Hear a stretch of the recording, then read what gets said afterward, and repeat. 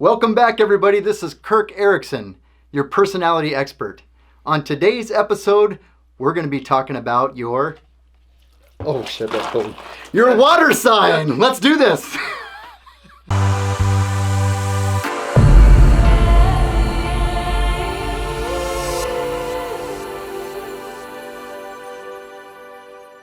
That was unexpectedly cold, guys. Thank you for joining me for the water signs. That's what I resonate with. I didn't want to drown, but anyway, just to go to show you sometimes I need to be cooled off.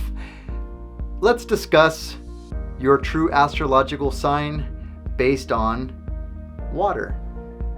We did Earth last time, ISTJ. Now we're going to go into the INFP. This is the epitome of water, which is very personal to me because, of course, as you knew last time, I am an INFP.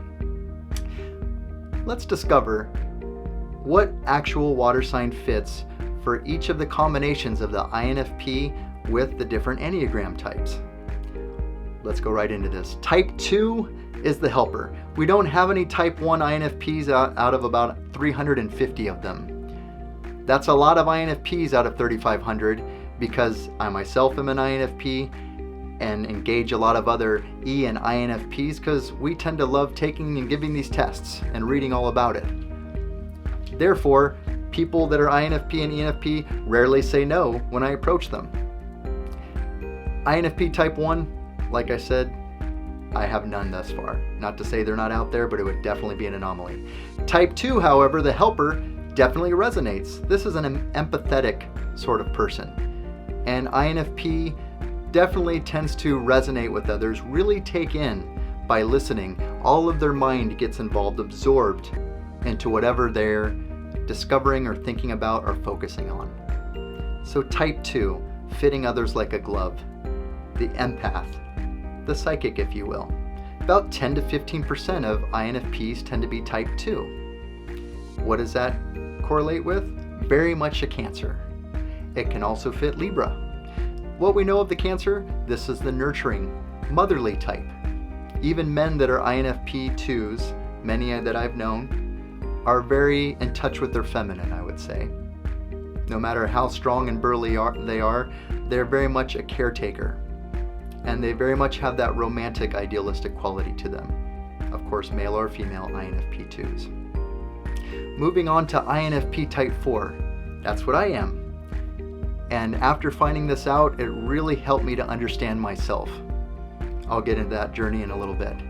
But INFP 4 fits any one of the water signs, most especially Pisces, but also fits very much the Cancer and the Scorpio. Scorpios dive deep. These are the types that really want to maybe pull off that Band-Aid and dig. My ex-wife and my current wife don't really like that part of who I am. It comes naturally to me. I think it's a strength. Not everyone's ready to pull that Band-Aid off. Scorpio is very much about digging. Type 4 very much wants to be authentic. So this is also a natural fit. Let's find out the truth of who we are, whether you like it or not. Learning to have discretion and back off and know other people's boundaries is a good thing. It's a work in progress with me. Pisces is the epitome of INFP 4. Pisces is otherworldly. They're very much dreamers. They're the poets, the bohemian. It's hard to describe a Pisces. They're very amorphous, if you will. Kind of a cloudy, head in the clouds sort. Very much a universal, compassionate sign. But they can also suffer from illusions or delusions. This is very possible. That's the downside to Pisces. And I need to say this, it's very interesting, but we need to know it because I hear this a lot on other YouTube channels. I hear a lot of people discussing this in public. Whether you're an INFP or a Type 4 or a Pisces, you don't throw everything under an umbrella. There are strengths and weaknesses to each. What is more important is our mental and emotional stability, of course. So you have good and bad in all of them. It's kind of something about pigeonholing a lot of us tend to do. I've done the same for many years. But as you learn, you realize that we all have different aspects to who we are. Let's move on. Type 5, this is the observer. kind of an off type because type 5s, about 85% of them, or even 90%, tend to be thinkers, which would make sense. Introverted thinking. INFP, however, about 10% of them, more or less, tend to be type 5 observer. This type very much fits Scorpio. Scorpio, again, diving deep, the detective, the investigator, all things that can be described as the type 5. And then the INFP, kind of holding back or keeping things in, a bit more private. That definitely correlates with the type 5. It can fit Cancer to some degree, but definitely a dead ringer for the Scorpio, somewhat of the Pisces. But again, water signs. INFP definitely fits water. I'm going to jump back a little bit because I know I mentioned something about the Libra and type 2, so let's go over that quickly. Libras are very much about balance and relationship, which type 2 is as well. The intuitive feeler, which INFP, the NF is intuitive feeler, this is very much the romantic. And let's face it, Libras are ruled by Venus, the love sign. So it is very much about romance. At type 2, almost all of type 2s, as we will discover, can fit the romantic sign of Libra, because type 2, very other-oriented, me and you together, type 2 is a perfect number for that type, which very much is Libra. Okay, moving back, let's go to type 6, or moving forward, I should say. Type 6, the loyalist, INFP, very human. I mean, we have people that resonate with what it means to be in this together. This is a naturally compassionate sign that says, I'm no better or worse than you. This sign, I mean, all the INFPs and all the type 6s to a different degree might be able to fit that, but it really epitomizes a healthy INFP 6. This is the one that will go down with a ship for something they believe in. INFP is very idealistic, the Don Quixote, some say, or the Joan of Arc, and type 6 definitely fits fighting for a cause. Mind you, Don Quixote and Joan of Arc are not type 6, but together that definitely talks about a very human type. So again, water. I would say it's a dead ringer for Cancer. Cancer is all about being in this together. It's ruled by the moon. INFP 6 is very much about, hey, you know what? I want security. Cancer is all about security. I need to feel safe. I need to know that I've got my clan with me. That's why they could be a bit clannish on the negative side, maybe even a little partisan.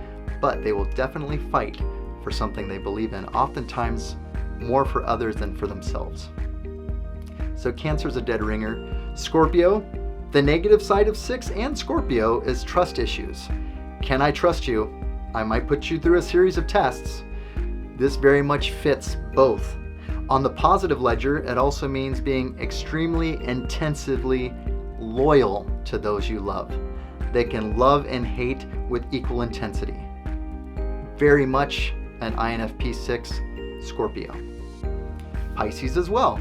As you will see, again, there's a trend with the INFP. All of them tend to fit the water signs. So the INFP 6 very much can be Pisces, because what is Pisces? You have two fish going in opposite directions. Type 6 often struggles with making up their mind, as does type 9. But type 6 is very much about which way should I go? So sometimes they're their own worst enemy.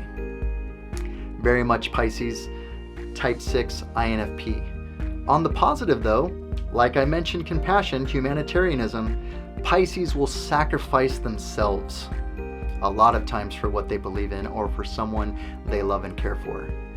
Very much of a we're in this together, worldly, good Samaritan aspect to them. Moving on to type 7. This is a very rare combination. I think out of about 350 people, I have 3 INFP 7s. The only thing it tends to really fit is Pisces. Pisces can be the escapist. Type 7, INFP, very rare to find, but totally makes sense for the INFP 7. What you have here is a free spirit, but not an extroverted free spirit, an introverted one. So they're marching to their own drummer. They don't necessarily want to be cornered. and pinned down. They want to be free to do the things they want, and they definitely are dreamers and looking at the positive and possibilities. Type 8, I have one anomaly. This is one of those 4 anomalies I discussed earlier, so I won't really get into that, although it does fit Scorpio. Intensity, strength, vigor, power. Type 9, about 20 to 25% of INFPs tend to be type 9. This actually can fit Libra as well. Again, Libra is about balance. Type 9 is wanting to feel that balance within themselves. They're happy by themselves or with other people. But definitely what you have with this is a calm. It's kind of like the let's keep things at an even kill and have this spiritual, almost Buddha-like Zen living or approach. Also, of course, fits the Pisces. Pisces, again, very fluid, very kind of live and let live. The INFP 9 is a perfect fit for the Pisces. Somewhat for the Cancer. Again, Cancer has that motherly, comfortable vibe. People feel comforted by the motherly, nurturing aspect of Cancer, which type 9 tends to epitomize as well, not just type 2. Both are very other-oriented. However, not so much Scorpio, even though INFP, the intensity, tends to fit for Scorpio. Type 9, kind of the even keel relaxation. If you know a true Scorpio that fits Scorpio, that doesn't describe Scorpio. The intense Scorpio that loves and hates with equal passion. Not so much the type 9 wanting to keep things anonymous and even keeled. This is the INFP. Percentage-wise, we'll go back. Type 2, let's recap, 10 to 15%. Type 4, 30 to 35% at least. Type 4, as we'll discover, is the rarest out of the 9 types. Almost half, at least a third of all type 4s are INFP. So an INFP 4 is pretty much the epitome of a type 4, your bohemian, marching to their own drummer. Type 5, as I said, 10%. Type 6, at least 15, maybe up to 20% of my findings. And type 9, as I said, 20 to 25 or even more. Maybe 25 to 30% of INFPs tend to be type 9. Thank you for joining me, discovering the INFP and how it correlates with the water signs. Next week we have something different. My personal favorite, Games of Thrones! We're going to discuss one of the main characters' true astrological signs. And if you would like me to discover an astrological sign for one of your main characters, make sure that you like, subscribe, and leave a comment below. Till next time, this is your personality expert, Kirk Erickson. Take care.